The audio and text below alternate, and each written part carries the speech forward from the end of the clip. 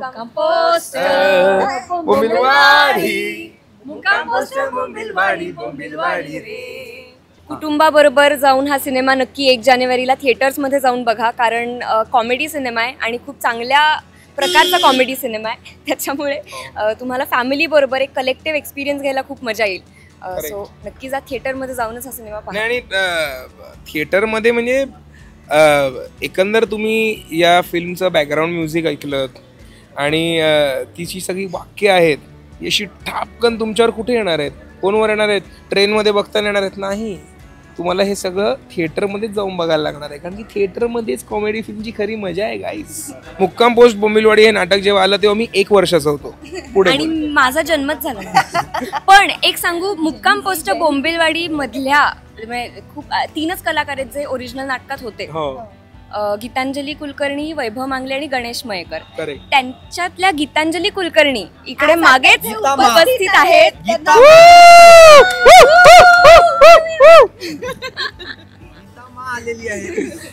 फरक हा आहे की एवढी तरुण मंडळी या सिनेमात आहे, हा मोठा फरक. आम्ही 24 वर्षांनी आता वयस्कर झालेलो आहोत. पण खूप तीच ऊर्जा अनुभवायला मिळाली आणि परत हे करण्याचा जो आनंद होता, रिव्हिजिटिंगचा जो आनंद होता, तो फारच होता. मला तर खूपच मजा आली. आणि रितिका, मन्मी, दीप्ती, प्रणव यांच्यासोबत काम करताना खूप मजा आली.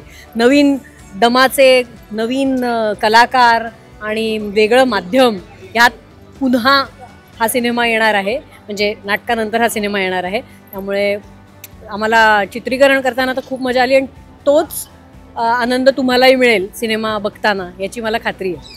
मला तर वाटतं की म्हणजे ज्यांनी नाटक बघितलंय त्यांच्यासाठी किती मस्त एक्सपिरियन्स असेल. म्हणजे नाटकाची मांडणी हे असं सगळं पण असतं फिल्ममध्ये आमच्या, तुम्हाला कळणार पण नाही, कोणीतरी येऊन जाईल.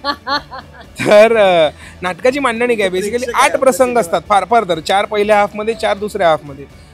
फिल्ममध्ये 40 प्रसंग असतात ना, त्यामुळे हे 8 प्रसंग 40 प्रसंगांमध्ये कसे त्यांनी डिवाइड केले असतील किंवा त्याच्यात काय वेगळं आणलं असेल, हे ज्यांनी बघितलंय त्यांच्यासाठी ही पर्वणी आहे आणि ज्यांनी नाही बघितलंय त्यांच्यासाठी तर आहेच ना भाई. आणि दृश्य पण खूप कमाल आहे. हो, जेव्हा तुम्ही खूप चांगल्या कलाकारांबरोबर काम करताना तेव्हा आपोआप तुमच्यावर एक जबाबदारी असते की आपल्यालाही चांगलंच करायचं आहे आणि त्यामुळे आपोआप एक अपलिफ्ट होताच तुम्ही. जे असं ते ठरवून केलं जात नाही, पण समोरचा माणूस इतका कमाल करत असतो की आपोआप आपलं पण आपण जे काम करत असतो त्यापेक्षा थोडं चांगलं काम आपण करतोच, असा माझा आत्तापर्यंतचा अनुभव आहे. आणि आत्तापर्यंत मी ज्या सिनियर ॲक्टर्स बरोबर काम केलं त्या सगळ्यांनी एवढं शिकवलं, कारण they are very giving, they are very open की तू इथे असं करून बघ, हे करून बघ. आणि मी कुठल्याही ॲक्टिंग स्कूल किंवा अशा गेले नव्हते. प्रशांत सरांचं एक वर्कशॉप केलं होतं, खुटवड सरांचं वर्कशॉप केलं होतं, पण प्रॉपर असे शिकले नाही आहे मी. त्यामुळे माझ्यासाठी हेच असतं की तुमच्या बरोबर जे कलाकार असतात त्यांच्याकडनं शिकणं. सो असा हा एक्सपिरियन्स ह्या फिल्ममध्ये तर इतके सगळे दिग्गज कलाकार होते, सो ती पर्वणीच असते. करेक्ट आहे. म्हणजे काय होतं ना, आपण बऱ्याचदा आम्ही हे बोललो, पण काय होतं ना, काही गोष्टी राहून जातात. आता नाही, ती गीतूताई आहे, मला गीतूताईबद्दल ही गोष्ट खूप आवर्जून सांगायची की त्यांनी नाटकात काम केलं आणि नाटकात पण त्यांनी तीच भूमिका केलेली आहे वरवंटे काकूंची, जी ते सिनेमामध्ये करतात. पण मला व्यवस्थित आठवत आहे की वर्कशॉपच्या वेळेला त्यांनी ते ठरवलं की जे पात्र मी त्यावेळेला तसं केलं होतं ते ह्या वेळेला तसं करणार नाही, ह्यावेळेला मी वेगळं करणार.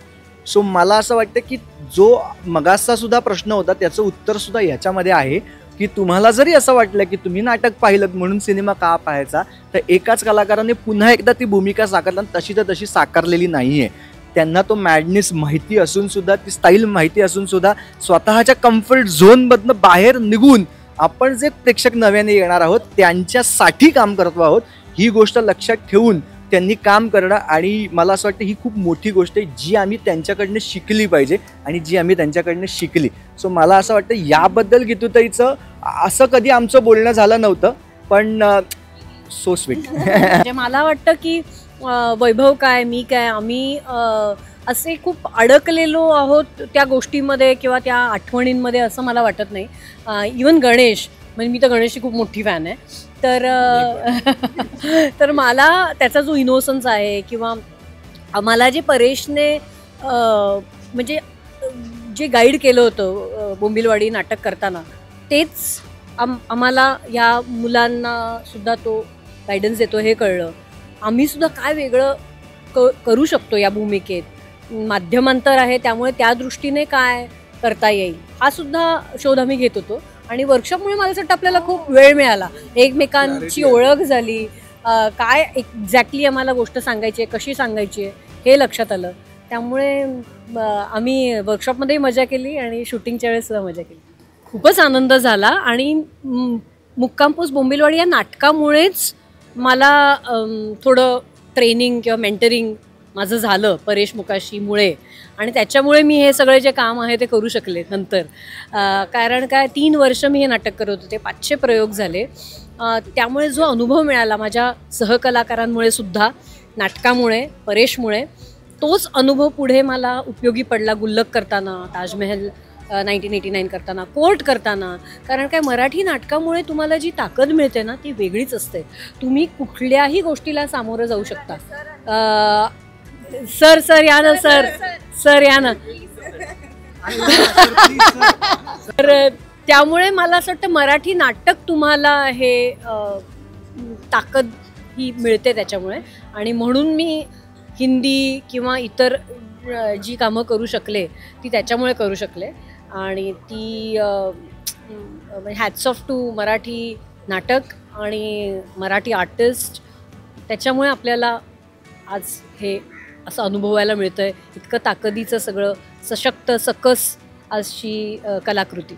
मला वाटतं परेश सर ह्याच्याकडे एक इंटरप्रेटिव्ह आर्ट म्हणून बघतात, म्हणूनच ते इतके क्लिअर आहेत त्यांना काय करायचं असतं. पण मी सांगतो ती पूर्व दिशा अशा धाटणीचे ते दिग्दर्शक नाही आहेत. ते फार कोलॅबोरेटिव्ह काम करणारे दिग्दर्शक आहेत आणि ते माझ्यासाठी फारच सरप्रायझिंग होतं. कारण ते ज्या लेवलला क्लिअर आहेत त्याच्यात ते कोणाचं तरी म्हणणं ऐकून घेतील असं मला खरंच वाटलं नव्हतं. आणि मी काहीतरी जेन्युइनली त्याच्यावर विचार करून जायचो, तर ते नेहमी दरवेळी, मला माहिती आहे, दरवेळी त्यांनी माझं बोलणं ऐकून घेतलंय.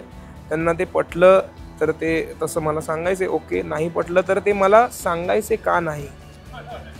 त्याच्यामुळे का नाही हे समजणं खूप गरजेचं आहे आणि ते मला समजत गेलं हळूहळू. सो त्यांच्याबरोबर काम करणं was a treat for all of us. Same. म्हणजे मला वाटतं ह्या विषयावर बोलायला खरं तर खूप वेळ लागेल, पण शॉर्टमध्ये सांगायचं झालं तर मी असं म्हणेन की परेश सरांनी आम्हाला पहिल्या दिवसापासून खूप जास्त एम्पॉवर केलं. कारण मला आठवतं आहे की मी त्यांनी एकदा भेटायला बोलवलं होतं, तेव्हा ऑफिसमध्ये गेले होते भेटायला आणि मी खूप एक्सायटेड होते. आणि मी त्यांना म्हटलं की सर तुम्ही मला सिलेक्ट केलं आहे, मी माझ्या परीने पूर्ण प्रयत्न करेन की हे कॅरेक्टर मी चांगलं करू शकेन and I hope I won't let you down असं मी त्यांना म्हटले. तर त्याच्यावरती सर म्हणाले, नाही मला माहितीच आहे की तू करशील म्हणूनच तर तुला घेतलं आहे. असं ह्या वाक्यामुळे मला एवढा कॉन्फिडन्स आला. आणि ऑल्सो त्याच्यानंतर आम्ही जी वर्कशॉप्स केली त्याच्यामध्ये सुद्धा सर आम्हाला सतत काही ना काहीतरी सांगत होते, आम्हाला सतत एक्सपेरिमेंट करायला सांगत होते आणि अर्थात आमची प्रत्येक गोष्ट खूप रिस्पेक्टफुली ऐकून घेत होते आणि प्रत्येक गोष्टीवरती एक्सप्लेनेशन देत होते. त्याच्यामुळे माझा तर एक्सपिरियन्स खूप भारी होता. ऑल्सो ते काही ओरडत नाही, काही आरडाओरडा नसतो, चिडचिड नसते, एवढे शांत, एवढे छान आहेत. त्यामुळे मला तर माझा अनुभव खूपच छान होता. परेश सर एकतर ते खूप हुशार आहेत आणि त्यांचा ह्युमर पण तसाच असा हुशार ह्युमर आहे. ते त्यांच्या लिखाणातच जाणवतं. त्यामुळे असं वेगळं काही ह्युमर आणण्याची गरज पडत नाही. ते आपोआप त्या स्क्रिप्टमध्ये असतोच आणि आपोआप सगळा तो क्रिएटच होतो. त्या म्हणजे आपण ॲक्टिंग करताना असं काही वेगळं आता मला कॉमेडी करायचं आहे असं काही करावं लागत नाही. सो आणि अशा पद्धतीचं काम खूप कमी लोक करतात. त्यामुळे अशी जेव्हा ऑपॉर्च्युनिटी येते तेव्हा आनंदच होतो फक्त. काय होतं ना, त्यांच्याबरोबर एकदा काम केलं म्हणून तुम्हाला ते कळले असं नाही होत. खूप अभ्यास असल्यानंतर मग एखादा माणूस त्याच्याकडे घेण्यासारखं आपल्याला खूप असतं.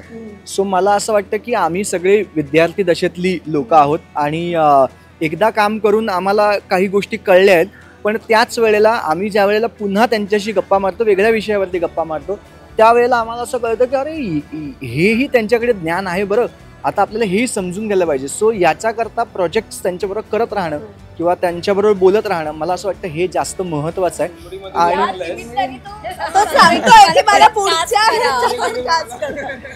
आणि ते तर आम्ही ऑलरेडी साईन झाले. अरे सॉरी हे सांगायचं नव्हतं.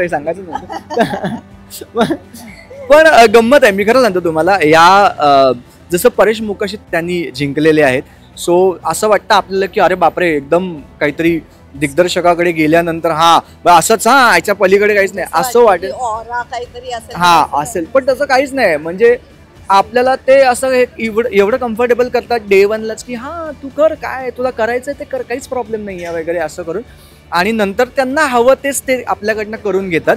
सो ही पण एक वेगळी कला त्यांच्याकडे आहे, ती सुद्धा शिकण्यासारखं आहे. सो मला असं वाटतं की पण परेश मुकाशी, मी आजपर्यंत जे काही दिग्दर्शकांबरोबर काम केलेलं आहे त्यामध्ये एक खूप कमाल दिग्दर्शक म्हणून आपण परेश मुकाशी यांच्याकडे मी पाहतो. आणि मी नेहमी प्रार्थना करेन देवाकडे की माझं काम त्यांच्याकडचं उत्तम होत आणि त्यांच्याकडे जास्तीत जास्त काम आम्हाला सगळ्यांना मिळत. असं उगाच माझ्यावरती नको ते यायला, खरं तर देवा ते माझ्यासाठीच आहे, पण आता हे आहेत म्हणून मी सगळ्यांसाठी म्हणतोय. हे ऐकवायला देऊ नको कोणाला.